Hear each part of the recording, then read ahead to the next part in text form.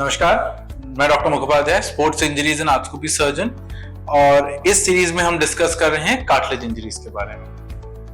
So once the cartilage injury has been diagnosed and it has been confirmed that there is no other associated injury and आपका alignment joint का ठीक है, so cartilage repair के लिए हम दूरबीन से आर्थोस्कोपी के लिए भी बहुत चीजें कर सकते हैं। अगर छोटे लीजन्स हैं, वेरी स्मॉल लीजन्स, उस केसेस में हम cartilage stimulation using small fracture into the bone, small drilling into the bone, abrading the surface या फिर artificial cartilage fillers like chondrofiller use कर सकते हैं।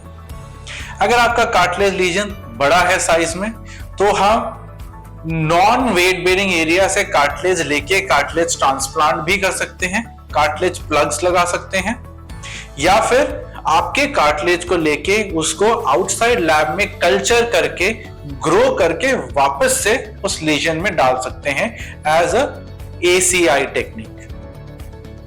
इन सब के बारे में हम एक्सपर्ट्स हैं, हम बहुत सारे ऐसे केसेस करते हैं एंड हर केस को, हर पेशेंट को इंडिविजुअलाइज ट्रीटमेंट ही देते हैं।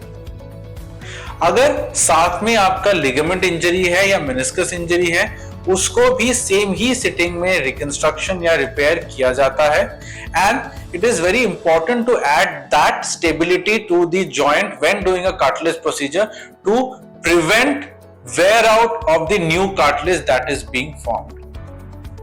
Extreme cases में जहां पे joint alignment भी damaged है, joint alignment restore करना जरूरी है।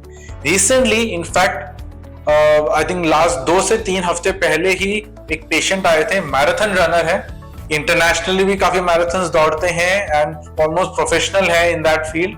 ही had been suffering from knee pain for quite some time, बहुत जगह दिखा चुके थे, एमआरआई पे लोगों ने सिर्फ मेनिस्कस टियर ही पकड़ा था। People never commented on his cartilage wear out. जब मेरे पास आए, मेनिस्कस टियर तो मैंने देखा ही, उसके लिए मेनिस्कस रिपेयर करना ही था, पर कार्टिलेज वेयर आउट हो चुका था। एंड कार्टिलेज वेयर आउट का इनमें मेन कारण, in addition to the meniscus tear, was the malalignment of the joint. उनके नीज अंदर की तरफ बेंड थे। ही वाज एक्सपेक्टिंग कि मेनिस्कस रिपेयर होगा और 2-3 हफ्ते में ही would be back to marathons. I made him sit down, explain the gravity of the situation, and finally we did a alignment correction जहां पे हमने inward bend knee को straighten किया, मेनिस्कस रिपेयर किया और सिंगल सिटिंग कार्टिलेज रिपेयर भी किया using the cartilage filler.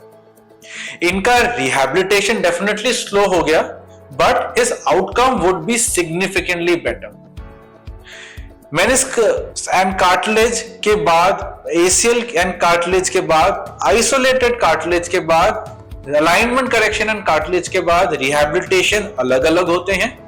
और इन रिहैबिलिटेशन प्रोटोकॉल्स के बारे में जानने के लिए जुड़िए हमारे नेक्स्ट एपिसोड में।